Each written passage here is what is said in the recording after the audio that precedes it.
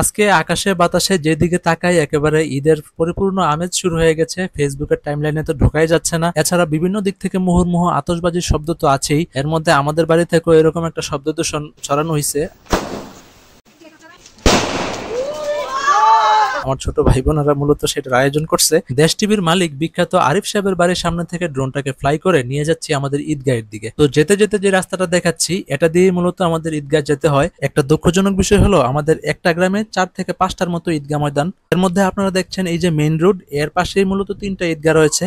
আমি আজকে ফ্লাই করে ঈদগাহ ময়দানের একেবারে কাছাকাছি যাব, কিন্তু ঈদগাহ ময়দানটা আজকে দেখাবো না, কারণ কালকে অনেক সুন্দর একটা পরিবেশ হবে। গ্রামের ঈদগাহ ময়দানের যে অপরূপ সৌন্দর্য আগামীকাল সেটি আপনারা দেখতে পারবেন, এবং আমাদের আশেপাশে যে গ্রামগুলো আছে সেখানকার ঈদের নামাজের সৌন্দর্য তুলে ধরবো ইনশাল্লাহ। এই রাস্তাটা দিয়ে আগামীকাল অসংখ্য মানুষ হেঁটে হেঁটে ঈদগাহ ময়দানে যাবে, তখন গাড়ি চলাচলের কোনো সুযোগ থাকবে না।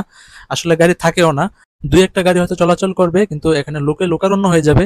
রাস্তাটা একেবারে পরিপূর্ণ হয়ে যাবে মানুষের, সবাই সকাল থেকে শুরু করবে ঈদগাহ ময়দানে যাওয়ার জন্য। তো আমি একেবারে রেডি হয়ে বসে আছি কালকের এই অপরূপ দৃশ্যগুলো ধারণ করার। মোটামুটি সবাই ঈদের জামাতের একটা ভিডিও ক্লিপ তার ফোনে ধারণ করে রাখে স্মৃতি হিসাবে দেখার জন্য, কিন্তু যাওয়া আসা সবকিছু মিলিয়ে একটা গোছানো যে ঈদের আমেজ, ঈদের সৌন্দর্য, সেটা আমি আপনাদেরকে আগামীকাল তুলে ধরার চেষ্টা করব। আপনাদের সবার ভালোবাসা পেলে হয়তো আমি সফল হতে পারবো। আমি সবসময় চেষ্টা করি যারা আমাকে ভালোবাসে তাদের প্রতি কৃতজ্ঞ থাকার। লাইক কমেন্ট ও শেয়ার করে পাশে থাকার আমন্ত্রণ জানিয়ে ভিডিওটি এখানেই শেষ করছি। আসসালামু আলাইকুম ওয়া রাহমাতুল্লাহি ওয়া বারাকাতুহু।